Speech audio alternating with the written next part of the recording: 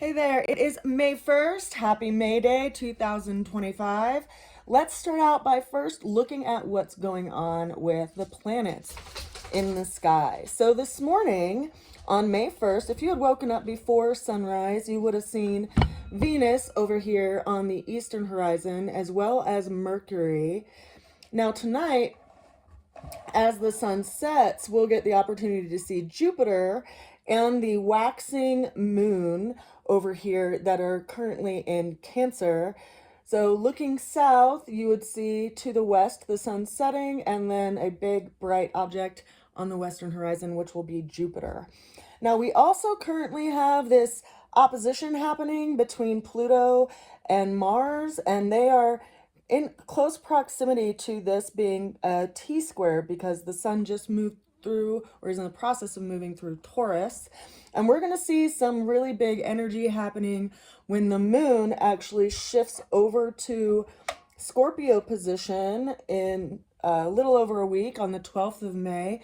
And that'll be creating a full moon, which will also be close to being in alignment with Uranus, the sun, and in square position in a far-reaching square to the Pluto-Mars transit. So Pluto and Mars are both in the beginning degrees of their fixed signs, whereas Uranus is over here at 26 degrees. It'll be at 27 degrees on the 18th, and the sun will be in conzimi or moving in front of Uranus on the 17th, 18th of the month. So we'll see some big shifts and some big changes happening around that time as the sun aligns with Uranus and it's in opposition to the moon in Scorpio. Now, those are some big fixed energies. Fixed energies tend to be really stable, unmoving, hence their reference to being fixed in nature.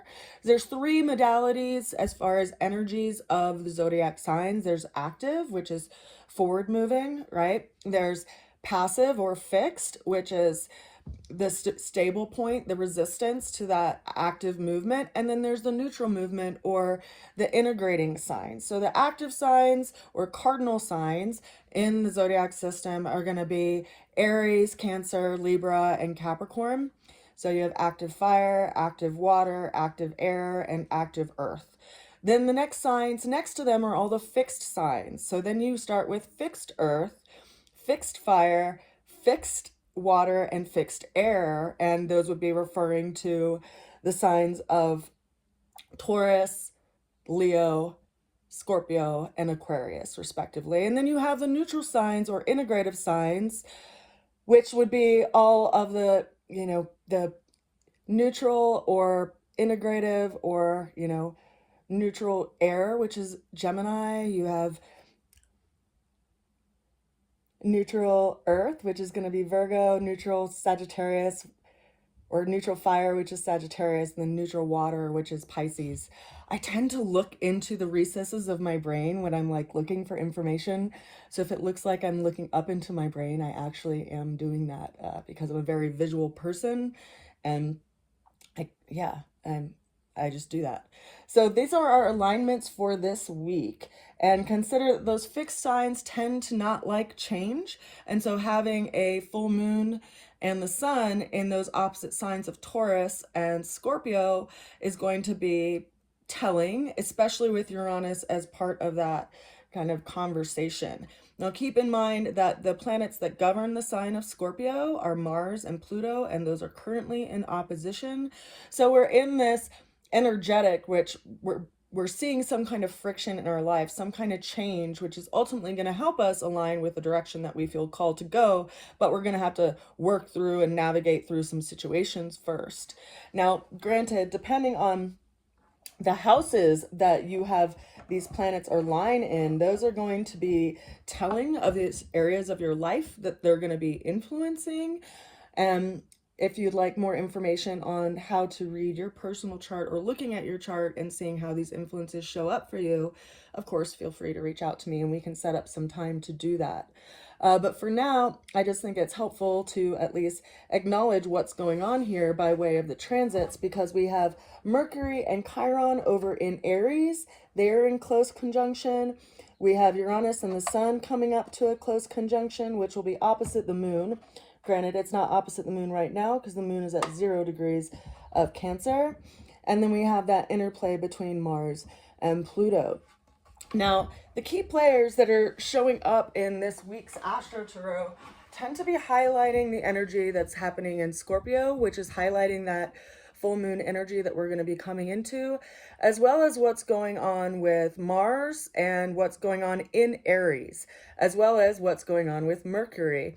And I say that because we have 3 major arcanas in our reading for this week, and they highlight the energy of Aries and Mars and Scorpio and transformation, and then the planet of Mercury. So let's start off with the opening card, which we have, which is the 4 of Pentacles. And a lot of us are feeling like this. We're taking a financial inventory. Our resources are on our mind, and it isn't surprising considering what's going on by way of the global sphere and what's going on with resources right now. There's a lot changing and a lot in motion.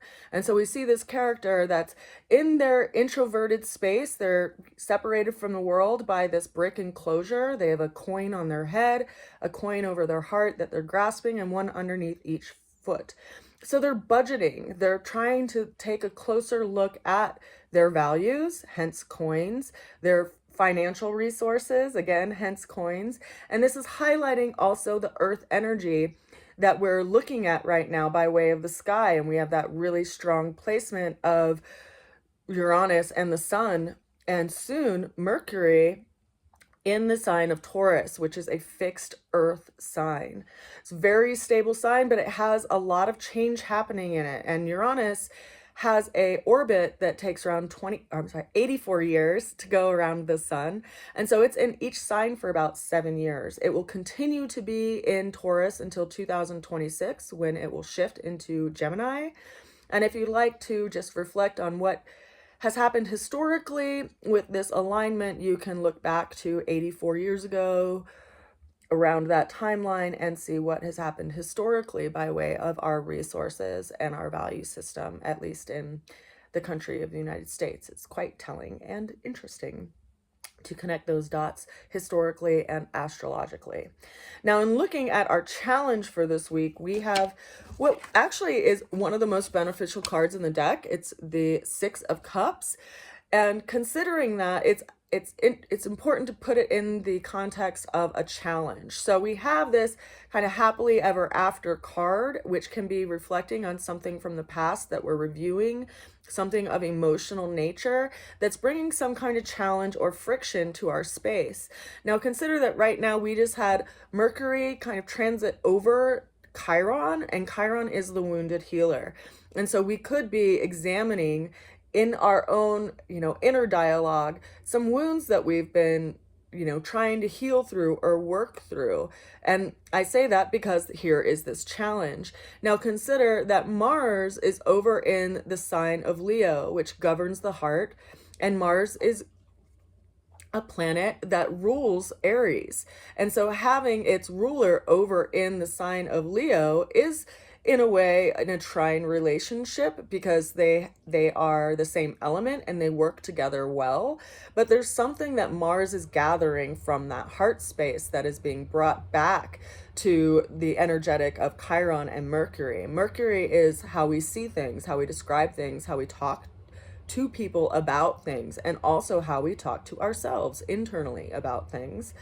And so it can be an interesting thing to just observe what kind of work you're looking at by way of what you feel that you need to put attention to heal some kind of wound, whether inflicted by yourself through self-sabotage or through people in your environment. So there is this challenge that we're looking at here by way of some kind of spring that's coming up to the heart for us to reevaluate and possibly even look at from a new perspective. Now, the way through the challenge showed up as the Lover's card. Now, this is governed by the planet of Mercury and the sign of Gemini. Now, it's interesting because it does kind of set a tone and touches on what I was just speaking about by way of Chiron and Mercury just having been in a conversation. We have to decide what is of value for us to put our time toward. And that is not only through external activities and relationships that we engage with, but also where we literally spend our time through, reflecting on things or fixating on things or trying to figure things out. This is a card that's all about choice. And, it is called the Lover's card, so it does highlight relationships in a lot of contexts. So we have to evaluate what relationships we have in our lives that we're nurturing that are actually in alignment with who we are and what we value, right? We're still in this space of taking some kind of inventory around our values. And if the things that are in our space and in our life align with that. So we have to decide if we're going to take the high road or the low road, right? There's some kind of choice. And it also brings up some kind of communication or conversation that could be coming up in the next month or so. And I say that because here we have Mercury, who just had a conversation with Chiron. It's then going to move out of Aries into Taurus, okay? And that is where we are about to have the Sun and Uranus cazimi in a couple of weeks. Now, during that same time, what's interesting about that is that we have the cazimi happening on the 18th, and we also have Mercury that is going to be following up afterwards. So Mercury will be in that same conversation with Uranus on the 24th, which could be highlighting some conversation that brings some kind of aha moment, some kind of change, some kind of awareness that brings about a really big shift, because Uranus is the planet of unexpected, unavoidable changes that shift things that were not progressing. And Mercury is the planet of communication, as I mentioned earlier. So having them come into this alignment or this conjunction, as you say, because they're going to be in a close degree point in Taurus, is highlighting some shift that is going to be happening. And that is the way through, is seeing things in a new light and having that epiphany. And once you see something, right, you can't unsee it. Once you know something, you can't unknow it, particularly if it is your experience. Now, the ultimate outcome that we have for this week came through by way of 4 cards. The first one of which is the King of Wands. So here we have a card that is highlighting the energies and energetics of Leo, which is fixed fire. It also is highlighting the energetics of the heart and what it takes to actually lead. Do you lead with your heart, or do you lead with a big stick? Now, considering that Mars is currently traveling through the sign of Leo, this is highlighting this energy, because Mars is an active energy. Whenever it goes through a sign, it is creating action in that house. Now, if it's in the first house, it's going to be centered around who you are and how you present yourself. If it's in the second house, it's going to be centered around your resources and possibly how you earn your income. If it's in the third house, it could be about your relationships with your siblings, as well as elementary education, short distance travel. If it's in the fourth house, it would be speaking about your home environment, your family environment, your relationship with your mother and your, tribe. If it's in the fifth house, it could be highlighting matters around your children, matters around your new relationships and creative endeavors. If it's in your sixth house, it would be reflecting on matters around work and your daily routines and your preventative health and your relationship with, small animals like your pets. If it's showing up in your seventh house, and I'm referencing this energetic of Mars in Leo, if it's showing up in your seventh house, because that's where it is in your chart, it's going to be highlighting matters around relationships and one-to-one relationships, whether it is your romantic, intimate partner or your business partner. So one-to-one things and contracts and legal matters. And if it's in your eighth house, it could be, income coming from other resources. It could be income coming from your spouse's income. It's also speaking about medical surgeries. It's also speaking about passive income that comes from places that you don't personally earn, like by effort. Could be inheritances, could be like winning the lottery, for instance. Now, if it's the ninth house, it could be referencing, big business or long distance travel, also higher education, as well as publishing books and writing. If it's in your 10th house, it would be your career or life path or how people see you, like your title is changed, or, how you present yourself by way of your reputation is being called to action.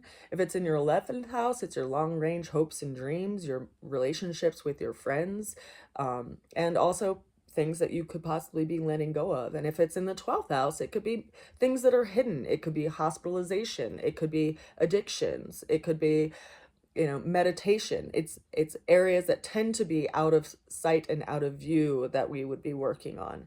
So that's where Mars is at, depending on where Leo is in your personal chart, which is going to be determined by the time of day that you were born.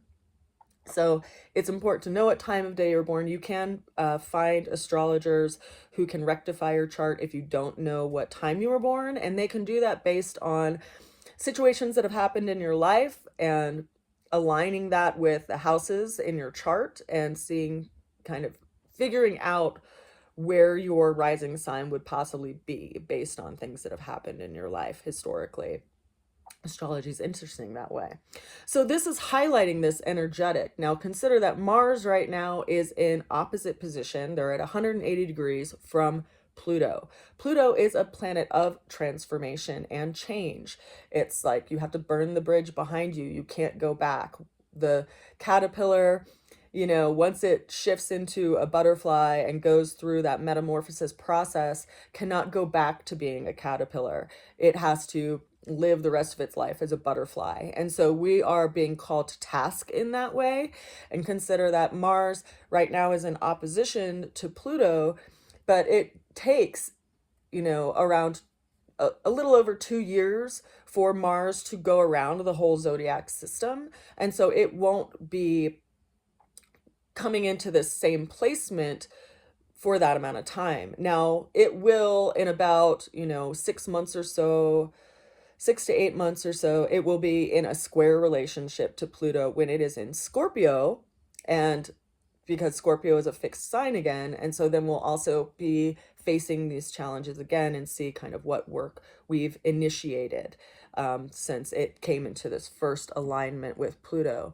But this is telling us, like, we have to listen to our heart. We have to put things in place that make our heart feel as if it is blooming and growing, rather than, the somatic influence of like covering our heart up to protect it. So we're being called to task there. Now, consider that that is followed by the major arcana of the death card, which is all about transformation, change, Pluto, and this energetic of Scorpio. So I think we will get a lot of information when we are going through this alignment with the full moon in Scorpio on the 12th, because full moons highlight things that are hidden, things that are underneath the surface, and the moon will be bringing our attention to that space of that which we need to transform and that which we ultimately need to let go of in our lives, so we can put our energy and our intention toward that which is going to grow and be much like the phoenix rising in the back of this card. Now that card is followed by the Emperor. Now the Emperor is the card that governs the sign of Aries and Mars. And so the Emperor, as we can see here, is in this terrain where he is overlooking a situation. He's bringing order to chaos. He's kind of like, the leader of the army, in that he has to get a different perspective in order to know what is necessary and needed. And we do that by going to higher ground, right? If you are in the battlefield, you don't have a perspective of what's going on over the hill. And yet we see the Emperor, he has gone to higher ground. He has moved to a space that gives him more perspective.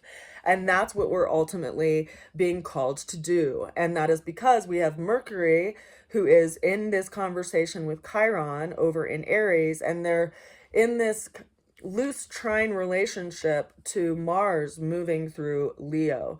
So there is this alignment that is really ultimately trying to help us, and yet it's through challenges sometimes that we get the greatest help and see what we are capable of. Now, whenever major arcana show up in readings, they are speaking to major life lessons that we have to work with and work through. And I encourage you, rather than, shake your fist at the sky, to look beyond that and look at why those shifts and changes are possibly happening and what they are removing from your life to open up the energy for other things. Our final card that we have for our reading this week is the Two of Wands. So we have lots of wands and fiery energy showing up this week.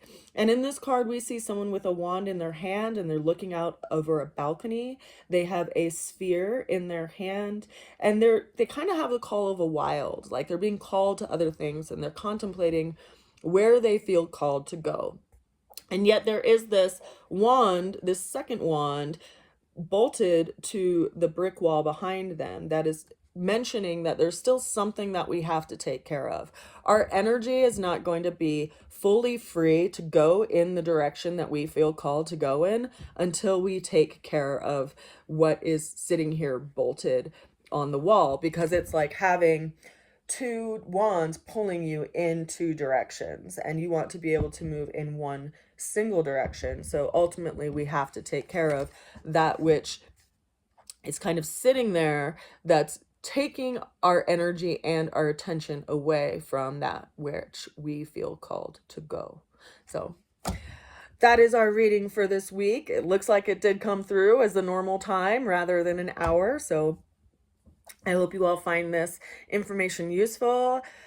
I myself have a lot of changes and shifts happening in my life that are still very much up in the air, and I am in some ways looking forward to seeing what comes of this and also rather anxious about it as well.